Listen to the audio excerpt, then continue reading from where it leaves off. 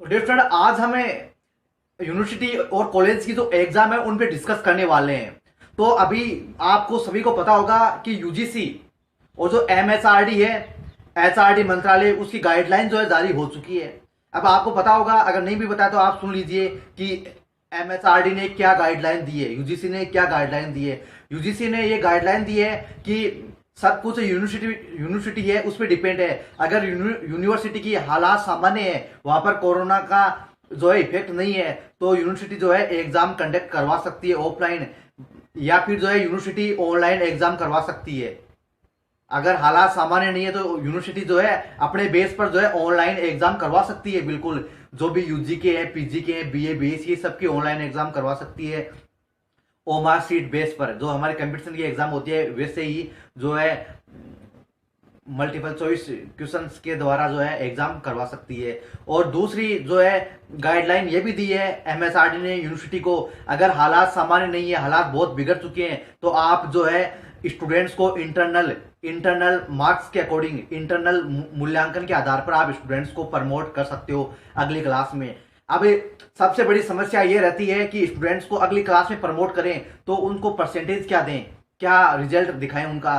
तो यूजीसी ने यह भी गाइडलाइन दी है कि लास्ट ईयर का जो सेमेस्टर है, पिछले साल का जो सेमेस्टर है, या फिर पिछले ईयर की जो जो रिकॉर्ड है, एजुकेशन रिकॉर्ड है, एकेडमिक रिकॉर्ड है, उसके आधार पर स्टूडेंट्स को दे दिया जाए।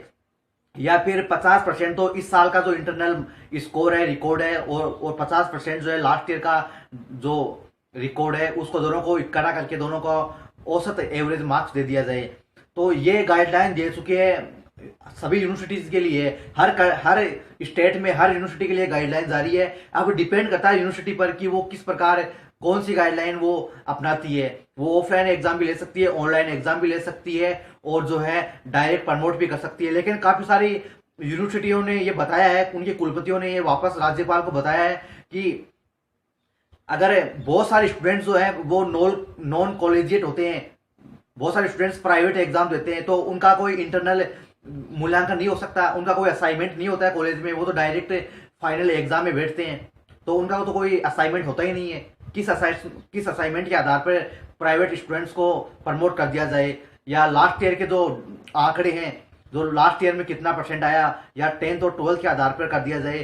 तो अभी ये असमंजस की स्थिति में है। अभी एक बार फिर से यूजीसी को गाइडलाइन देने की अभी जरूरत है, और काफी सारे कुलपतियों ने यह मांग की है। और बात करें हम राजस्थान में, तो डियर फ्रेंड, राजस्थान के जो लगभग सभी यूनिवर्सिटी के कुलपति हैं, जैसे राजस्थान यूनिवर्सिटी, वर्धमान यूनिवर्सिटी कोटा, और जो है जो देवनारायण व्यास यूनिवर्सिटी है, मोहनलाल सुखाड़िया यूनिवर्सिटी है, कृषि विश्वविद्यालय उदयपुर सिटी है, और जो शेखावाटी यूनिवर्सिटी सीकर है, इस तरह की अलवर यूनिवर्सिटी है। मतलब राजस्थान की सभी यूनिवर्सिटीज ने, राजस्थान की लगभग सभी यूनिवर्सिटीज ने मना कर दिया है कि हमारे पास कोई भी इंफ्रास्ट्रक्चर नहीं है, कोई भी ऐसी स्थिति नहीं है कि हमें ऑनलाइन या ऑफलाइन एग्जाम ले सके, क्योंकि ऑफलाइन लेना तो राजस्थान में संभव ही नहीं है, और ऑनलाइन एग्जाम लेने के लिए अभी जो है जो सुविधाएं होती है ऑनलाइन एग्जाम के लिए, जो इतने कंप्यूटर्स, इतने सिस्टम चाहिए, वो पॉसिबल नहीं है। क्योंकि राजस्थान में टोटल यूनिवर्सिटियों के लगभग 3000 पेपर जो है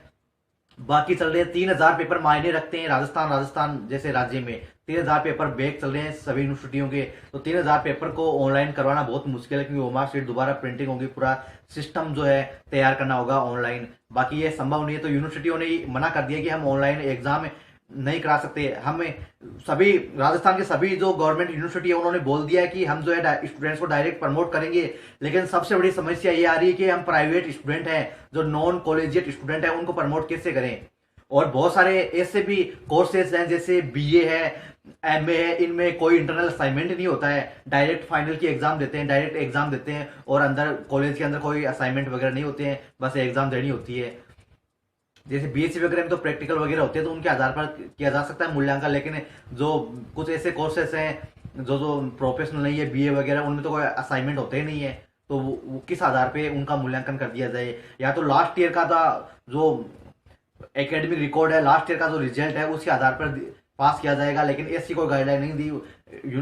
यूजीसी जो है, एसआरडी है, उन्होंने यही गाइडलाइन दी है कि आप इंटरनल असाइनमेंट है, उनके आधार पर जो है आप स्टूडेंट्स को पास कर दो। लेकिन अभी असमंजस है यूनिवर्सिटियों में। अभी कल फिर से मीटिंग हुई थी और एक बार फिर से मीटिंग होगी 2 मई को, तो अभी डिसीजन होता है कि क्या एग्जाम होगी या नहीं होगी। डिफरेंट, अगर हमारे चैनल पे आप नए हैं जिसमें आप प्लीज हमारे जो चैनल को सब्सक्राइब जरूर कर देना और वीडियो को जितना ज्यादा हो सके डिफरेंट शेयर करना।